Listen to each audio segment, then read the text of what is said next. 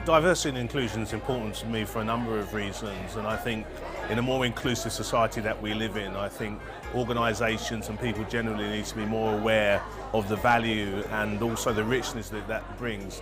Diversity inclusion is important to me because it should be everybody's problem. It's not just the problem of the minoritized, it's the problem of everybody because we don't live in an inclusive society, and we've seen historically what that does to people. I'm an ethnic minority and I grew up in a very white suburban area, so I always felt growing up that I wasn't sort of one of the majority.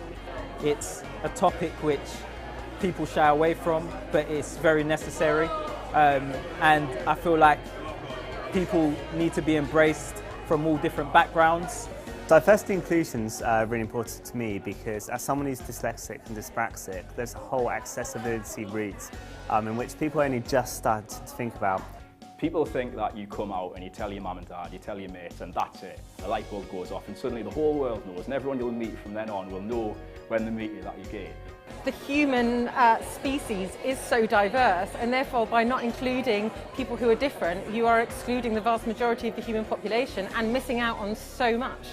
My key takeaways from today's event is that I think in terms of D&I, we need to do more to action it. We've seen a lot of stats and figures, but we've been seeing this for the past few years. So it's really about organisations just implementing them and really just, progressing. I think that the mixture of people today gave some really good examples of what organisations can do, but also some different lenses to look through, whether it's actually media itself or it's gaming. So there was lots of food for thought, lots of organisations from different backgrounds here today. Inclusivity is not just about race, it's not just about gender, it's about disabilities, it's about perspective, it's about points of view, diversity of thought. And that event does that. Today's been a fantastic example of people actually coming together, talking about sometimes what can be quite a difficult topic, and actually come out feeling refreshed and infused and very positive for the future. Things are only enriched for having lots of different opinions, lots of different people. I like to think we're all minorities. We're all minorities in one big majority. Nobody should be ashamed of not knowing something, and nobody should be ashamed of the fact that they need to learn. We all do. I actually have a charitable trust called the Epilepsy Charitable Trust.